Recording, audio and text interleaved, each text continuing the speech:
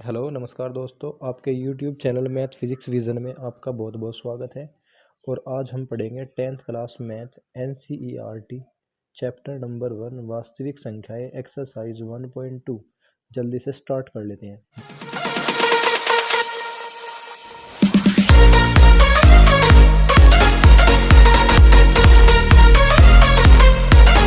बच्चों, अगर एक्सरसाइज 1.2 को हमें कंप्लीट करना है और अच्छे से स्टडी करना है तो 1.2 के अंदर लगने वाले कुछ नियमों का पता होना बहुत ज़्यादा ज़रूरी है। बिना नियमों के हम 1.2 को कंप्लीट नहीं कर सकते। जैसे कि फर्स्ट नियम है, वो हमने फर्स्ट वीडियो के अंदर पढ़ा था कि अभाज्य संख्याएं किन्हें कहते हैं। अब हमने फर्स्ट वीडियो के अंदर अभाज्य संख्याएं पढ़ी थी। हमने क्या पढ़ा था कि वह संख्याएं जो खुद से ही पूरी पूरी विभाजित हो जाती हैं अभाज्य संख्या कहलाती हैं। जैसे 2, 3, 5, 7, 11 इत्यादि। लेकिन इस नियम के साथ साथ एक नियम और भी होता है। अगर बच्चों अभाज्य संख्याओं के आप गुणनखंड करते हो, फैक्टर करते हो, तो हमेशा आपको दो ही फैक्टर प्राप्त होंगे। जैसे कि अगर हम 2 के फैक्टर करते हैं तो 2 गुणा 1। बिल्कुल वैसे अगर आप 3 के फैक्टर करोगे तो आपको मिलेगा 3 गुणा 1। अगर आप किसी भी संख्या के फैक्टर करो तो आपको हमेशा दो ही फैक्टर मिलेंगे। जैसे 31 है यानी 31 है, अगर आप 31 के टुकड़े करोगे तो 31 आपको किसी भी टेबल के अंदर, किसी भी पहाड़े के अंदर नहीं मिलेगा। 31 के अगर आप फैक्टर करोगे तो वो होंगे 31 गुणा 1। तो अभाज्य संख्याओं की खास बात ये होती है कि अभाज्य संख्याओं के हमेशा दो ही टुकड़े प्राप्त होते हैं। जैसे 2 1 3 1 31 1। बिल्कुल वैसे ही भाज्य संख्याओं का पता होना भी बहुत ज़्यादा ज़रूरी है।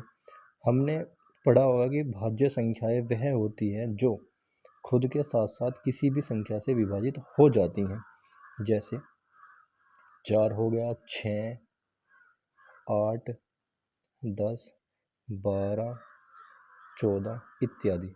लेकिन इस नियम के साथ साथ भाज्य संख्याओं की एक खास बात और भी होती है। जैसे कि अगर आप भाज्य संख्याओं के टुकड़े करते हो, जैसे 4 है तो वो टुकड़े हमेशा 2 से ज़्यादा ही मिलेंगे। अगर आप किसी भी भाज्य संख्याओं के फैक्टर करते हो, गुणनखंड करते हो, तो वो हमेशा 2 टुकड़ों से ज़्यादा प्राप्त होंगे। जैसे कि आप अगर 10 के टुकड़े करो, 10 के टुकड़े करो तो आपको मिलेगा 2 पंजे 10 गुणा 1। बिल्कुल वैसे अगर आप 12 के टुकड़े करते हो तो आपको मिलेगा 2 गुणा 3, 2 तिया 6, 6 दूनी 12 गुणा 1, 2 गुणा 3 गुणा 2 गुणा 1। अब अगर आप ध्यान से देखो कि ये टुकड़े 2 से ज़्यादा हैं, 1 2 3 4, लेकिन अभाज्य संख्याओं में ये टुकड़े हमेशा 2 ही होंगे। तो इन दो कॉन्सेप्ट का बहुत ज़्यादा इस्तेमाल होने वाला है एक्सरसाइज 1.2 के अंदर। अब इसके साथ साथ हमें गुणनखंड करने भी आने बहुत ज़्यादा ज़रूरी है। गुणनखंड, किसी भी संख्या का गुणनखंड कैसे करें। जैसे कि अगर हमें 144 के गुणनखंड करने हैं तो गुणनखंड करने का बिल्कुल आसान तरीका है। इसे 2 से डिवाइड करो, 2 से विभाजित करो, 2 सत्ते 14 और 2 दूनी 4। बिल्कुल वैसे ही 2 तिया 6, 2 छक्की 12, 2 एकम 2, 2 अट्ठे 16। बिल्कुल वैसे ही 2 नम 18, 3 तिया 9 और 3 एकम 3। अगर 144 के फैक्टर करें बच्चों तो 144 के फैक्टर हैं 2 गुणा 2 गुणा 2 गुणा 2 गुणा 3 और फिर गुणा 3 गुणा 1। और ये फैक्टर तो हैं ही हैं, लेकिन इन गुणनखंडों की एक खास बात और भी है। इन्हें हम बोल सकते हैं अभाज्य गुणनखंड। गुणनखंड तो ये है ही, लेकिन इनका एक दूसरा नाम भी है अभाज्य गुणनखंड। यानी हमने जितने भी टुकड़े किए इनके सारे के सारे अभाज्य संख्याएं हैं इनके अंदर। अब बच्चों, गुणनखंड करने का एक नियम है, वो आप थोड़ा ध्यान से नोट कर लेना अपनी फेयर कॉपी में। अगर वीडियो में बीच में कोई भी बात समझ में ना आए तो वीडियो को बैक करके थोड़ा स्टार्टिंग से देखना शुरू करें। यहाँ पे जैसे कि हमने लिखा यहाँ पे 1750। तो कितनी बार अगर नंबर थोड़ा बड़ा है ना, उसमें तो 3 अंक थे, 1 2 3, लेकिन यहाँ पे 4 अंक हैं। तो चाहे किसी भी संख्या के अंदर कितने भी ज़्यादा अंक क्यों ना हो, बस एक छोटे से दो नियम है, बस वो याद रखने हैं हमें। अगर किसी भी संख्या के लास्ट का अंक, दोबारा फिर गौर से सुनो एक बार, आप मैं रिपीट करता हूँ, किसी भी संख्या के लास्ट का अंक 0 या फिर 5 है तो वो संख्या हमेशा 5 से पूरी पूरी विभाजित हो जाती है। वह संख्या जिस संख्या का लास्ट का अंक, अंतिम अंक जो है 0 है या फिर वो 5 है, तो वो संख्या हमेशा 5 से विभाजित हो जाती है, 5 से विभाजित हो जाती है। ये नियम याद रखना है बच्चों, इसमें ज़्यादा दिमाग लगाने की जरूरत नहीं पड़ती। अगर हमने पहले ये डिसाइड कर लिया कि किसी भी संख्या के लास्ट का जो अंक है वो 0 है या फिर 5 है, तो हम उसे डायरेक्ट 5 से विभाजित कर सकते हैं। जैसे 5 बच्चों 5 से 1 तो विभाजित नहीं होगा, तो हम 17 को विभाजित करेंगे। 5 तिया 15, 5 तिया 15, 5 तिया 15। अब 17 है, 15 चला गया तो कितना बच गया? 2। यहाँ 2 लगाने के बाद ये हो गया 25, पंजो पंजो 25, ये 0 यहाँ उतार लो। जब नई संख्या प्राप्त हुई तो उसमें भी लास्ट का अंक 0 ही है, तो इसका मतलब ये है कि हम इसे भी 5 से डिवाइड कर सकते हैं। 5 से 3 तो डिवाइड होगा नहीं, तो हम 5 सत्ते 35 और ये वाला 0 यहाँ उतार सकते हैं। बिल्कुल वैसे ही इसमें भी 0 है, 5 से काटो, 5 कम 5 बच गया 2, हो गया 20, 5 चौक 20। अब इसमें कौन सा रूल लगाएं? एक रूल तो ये हो गया बच्चों। अब सेकंड रूल ये है कि अगर किसी भी संख्या के लास्ट का अंक 0 है या फिर कोई सम अंक है, सम अंक है, तो वो संख्या हमेशा 2 से पूरी पूरी विभाजित हो जाती है, 2 से विभाजित। बस ये 2 नियम याद रखने हैं आपको, बस ये 2 नियम हैं जो आपको याद रखने हैं। जैसे कि इसके लास्ट का अंक सम है ना, तो ये 2 से पूरी पूरी कट जाएगी, 2 सत्ते 14, ऐसे 7 एकम 7। बस ये 2 रूल हैं, ये आपको याद रखने हैं। अगर किसी भी बच्चे को गुणनखंड करने में कोई भी प्रॉब्लम हो तो वो कमेंट सेक्शन में लिख सकता है, मैं उसके ऊपर एक वीडियो डाल दूंगा। तो ये तो कुछ बेसिक रूल थे जो हमें इस एक्सरसाइज के अंदर इस्तेमाल करने हैं। और एक छोटा सा फॉर्मूला और भी है जिसका इस्तेमाल होगा। देखिए बच्चों, जैसे मेरे पास में 2 संख्याएं हैं, जैसे पहली संख्या है, पहली संख्या, फ्रेम कट गया शायद, पहली संख्या, मान लो मेरे पास में एक पहली संख्या है 12। बिल्कुल वैसे दूसरी संख्या है मेरे पास में, दूसरी संख्या है बच्चों जैसे 18, 18, दूसरी संख्या है 18। और हमें इन दोनों संख्याओं का में से ज्ञात करना है, में से। तो अगर हमें में से ज्ञात करना है तो सबसे पहले हमें इन दोनों संख्याओं के गुणनखंड करने पड़ेंगे। जैसे 12 है तो 12 के गुणनखंड तो हम ऐसे भी कर सकते हैं, 2, 2 दूनी 4 और 4 तिया 12। बिल्कुल वैसे 18 के भी टुकड़े करने पड़ेंगे, गुणनखंड करने पड़ेंगे, 2 तिया 6 और 6 तिया 18। अब अगर हमें इन दोनों संख्याओं का में से ज्ञात करना हो, में से का मतलब है इंग्लिश में HCF। अगर बच्चों आपको उसकी फुल फॉर्म जाननी है तो फुल फॉर्म है इसकी हाईएस्ट कॉमन फैक्टर। और में से अगर ज्ञात करना हो तो बिल्कुल आसान तरीका है, जो हमने फैक्टर किए हैं इन दोनों के अंदर हमें यह चेक करना है कि सेम सेम संख्या कौन कौन सी है। जैसे 2 2 यहाँ लिख लो ऐसे करके, गुणा का निशान लगा लो, और उसके अंदर 3 3 सेम सेम है तो इसमें ऐसे लिख ले 3, तो 2 तिया 6, तो इसका में से हो गया 6। बिल्कुल वैसे अगर हमें एलसीएम ज्ञात करना है, एलसीएम, एलसीएम का मतलब है लय से, लघुत्तम समापवर्तक। और अगर एलसीएम की फुल फॉर्म का नहीं पता है बच्चों तो इसकी फुल फॉर्म है लोवेस्ट, लोवेस्ट कॉमन,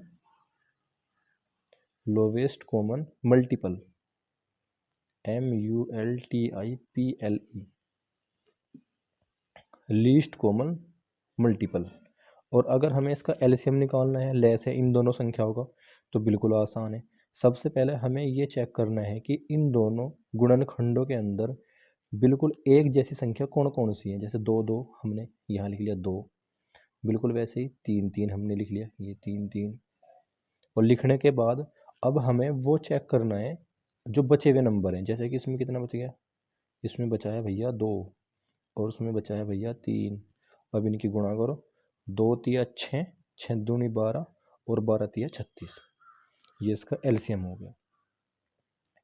ठीक है बच्चों, अब हम अगर हम इस पूरे को देखें तो हमें एक बात समझ में आती है। एक तो इसके अंदर पहली संख्या है, एक इसके अंदर दूसरी संख्या है, एक हमने इसके अंदर क्या क्या पढ़ा है, में से, और एक इसमें ले से। इन चारों को मिलाकर एक सूत्र बनता है और वो सूत्र है बच्चों में से गुणा ले से, में से गुणा ले से बराबर पहली संख्या गुणा दूसरी संख्या। इस फॉर्मूले को याद रखें, इस सूत्र का बहुत ज़्यादा इस्तेमाल होने वाला है। तो बच्चों अभी तो हमने इसके अंदर एक्सरसाइज 1.2 के अंदर जितने भी नियम लगते हैं वो हमने अभी तक रिवाइज किए हैं, क्योंकि रूल का पता होना बहुत ज़्यादा ज़रूरी है, नहीं तो एक्सरसाइज फिर समझ में नहीं आती बिल्कुल भी। ठीक है बच्चों, तो ये रूल हैं जो भी एक्सरसाइज 1.2 के अंदर इस्तेमाल होंगे। चलिए जल्दी से क्वेश्चन 1 सीखते हैं कि कैसे करना है। बिल्कुल आसान तरीके से, सिंपल तरीके से, रटना नहीं है बच्चों बिल्कुल भी। देखिए बच्चों यह है इसका पहला क्वेश्चन। निम्नलिखित संख्याओं को अभाज्य गुणनखंडों के गुणनफल के रूप में व्यक्त कीजिए। और इस क्वेश्चन के 5 पार्ट हैं, 140, 156, 3825, 5005 यानी 5005, 7429। हमें इन संख्याओं के अभाज्य गुणनखंड करने हैं। गुणनखंड भी होने चाहिए और अभाज्य होने चाहिए। सबसे पहले बच्चों एक बात का विशेष ध्यान रखें, आप चाहे मैथ किसी भी क्लास का क्यों ना पढ़ें, आपको इस बात का पता होना बहुत ज़्यादा ज़रूरी है कि हमें क्वेश्चन के अंदर करना क्या है। बहुत बार बच्चों को इस बात का ही पता नहीं होता कि उन्हें करना क्या है क्वेश्चन के अंदर। तो मेरी बच्चों से हम्बल रिक्वेस्ट है कि एक बार आप क्वेश्चन को ध्यान से पढ़े जरूर कि उसमें करना क्या है। जैसे कि इस क्वेश्चन के अंदर बोल रखा है कि निम्नलिखित संख्याओं को अभाज्य गुणनखंडों के गुणनफल के रूप में व्यक्त कीजिए। इसका मतलब यह है कि हमें गुणनखंड भी करने हैं, जैसे हमने इससे अभी अभी सीखा था, और हमें वे गुणनखंड अभाज्य होने चाहिए। जैसे कि पहला क्वेश्चन करेंगे हम, पहले क्वेश्चन का फर्स्ट पार्ट करेंगे। जैसे 140 है, 140 के हमें गुणनखंड करने हैं। तो हमने बच्चों अभी अभी एक बात सीखी थी कि जिस संख्या के लास्ट का अंक अंतिम अंक 0 है या सम अंक है तो वो 2 से पूरी पूरी कट जाती है। तो स्टार्टिंग में वैसे तो ये संख्या 5 से भी पूरी पूरी डिवाइड हो सकती है, लेकिन हमेशा सबसे पहले छोटी संख्या से डिवाइड करना चाहिए। जैसे कि 2, 2 सत्ते 14 और ये 0 यहाँ उतार लो। बिल्कुल वैसे ही 2 तिया 6 और 2 पंजे 10। अब हमने इसमें क्या सीख रखा है कि अगर किसी भी संख्या के बाद का अंक यानी अंतिम अंक 5 हो या 0 हो, वो संख्या 5 से पूरी पूरी विभाजित हो जाती है। 5 सत्ते 35 और ये अभाज्य संख्या लास्ट में 7 एकम 7। तो 40 के 140 के जो अभाज्य गुणनखंड है वे वो है 2 गुणा 2 गुणा 5 गुणा 7। हमने इनके गुणनखंड किए और जितने भी गुणनखंड है अगर आप बच्चों ध्यान से देखोगे सारे अभाज्य हैं। ये खुद से ही डिवाइड हो सकते हैं, अन्य किसी संख्या से डिवाइड नहीं हो सकते। ऐसे इसका सेकंड पार्ट है इसका 156 के टुकड़े करें। 156 में लास्ट का अंक चेक करें, लास्ट का अंक सम अंक है, तो इसका मतलब है कि यह संख्या 2 से पूरी पूरी कट सकती है। 2 सत्ते 14 और 2 अट्ठे 16। बिल्कुल वैसे ही लास्ट का अंक सम है, तो 2 तिया 6, 2 नम 18। अब बच्चे थोड़ा गौर से देखें, इसमें लास्ट का अंक ना तो 0 है, ना सम अंक है और ना ही 5 है। तो अगर आप बिल्कुल ध्यान से देखोगे तो 3 से पूरी पूरी कट सकती है। 3 एकम 3 और 3 तिया 9। अब ये 13 अभाज्य संख्या है जो कि खुद से ही डिवाइड होगी, खुद से ही कटेगी। 13 एकम 13। तो बच्चों 156 के अभाज्य गुणनखंड हैं 2 गुणा 2 गुणा 3 गुणा 13। ये इसके अभाज्य गुणनखंड हैं। बिल्कुल वैसे ही इसका थर्ड पार्ट 38-25 के गुणनखंड करें। 38-25 में लास्ट का अंक 5 है बच्चों, अगर आप ध्यान से देखोगे तो ये 5 से कट जाएगी। 5 सत्ते 35, आगे बचा 3, फिर 5 छंग 30, फिर बचा 2, पंजो पंजो 25। इसमें भी लास्ट का अंक 5 है, तो 5 से 5 एकम 5, 2 बच गए, पंजो पंजो 25 और भैया 5 दिया 15। अब ये 3 से कटेगी, 3 पंजे 15, 3 एकम 3। अब 51, 51 बिल्कुल आसान है, 17 × 51 और 3 को अगर आप डिवाइड करोगे काटोगे तो 3 एकम 3, यानी 3825। 38 25 के जो अभाज्य गुणनखंड है वो है 5, 5 × 5, 3, 17 × 3। बिल्कुल वैसे